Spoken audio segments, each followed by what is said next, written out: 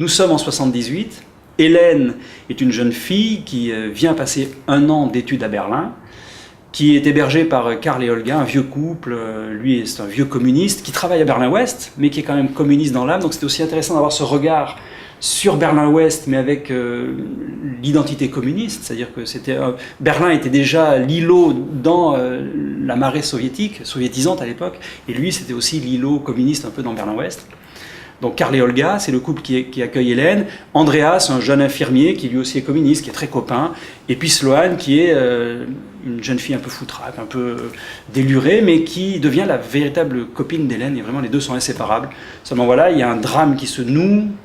3 personnes disparaissent. Hélène, à la fin de son séjour, ne veut plus du tout entendre parler de Berlin. Elle dit voilà, je ne reviens plus, c'est fini, j'ai trop souffert, j'ai appris plein de choses, j'ai découvert la vie, mais j'ai aussi découvert la souffrance.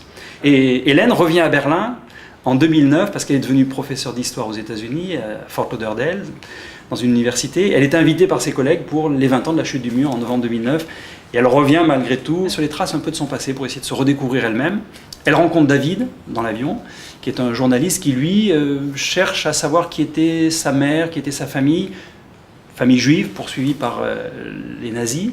Et j'avais surtout envie de parler de Berlin, une ville que je connais depuis les années 70. J'y suis allé la première fois, j'avais une quinzaine d'années.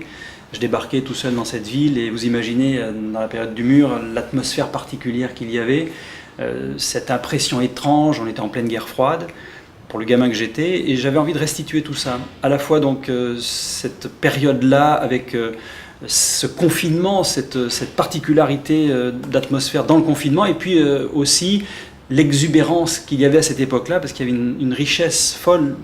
L'enfermement faisait le manque de liberté faisait qu'il y avait une exubérance à la fois dans l'architecture, dans les mœurs, dans la vie de tous les jours. Donc je voulais raconter ça. Et puis je vais régulièrement à Berlin depuis ces années-là. Et Berlin essaye aujourd'hui de se construire son futur, mais en puisant sur un terreau qui finalement n'est pas si riche que ça, parce que c'est une ville qui a à peine 800 ans.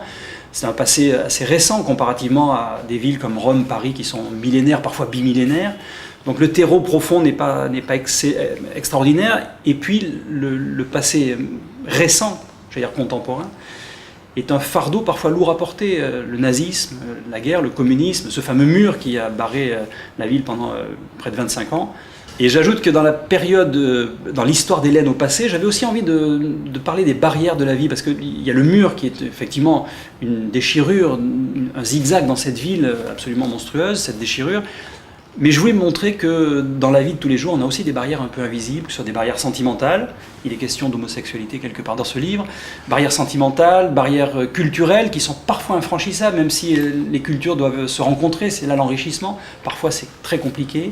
Donc je voulais aussi montrer ces barrières un peu invisibles auxquelles on est tous confrontés dans la vie, tous les jours, et qui sont aussi insupportables, autant insupportables que pouvait l'être ou qu'a pu l'être le mur de Berlin. Nous, le mur, on ne le voyait même plus. Le temps l'avait rendu invisible. On ne voulait rien savoir. Quand un étranger dans la rue nous demandait « Où est le mur ?»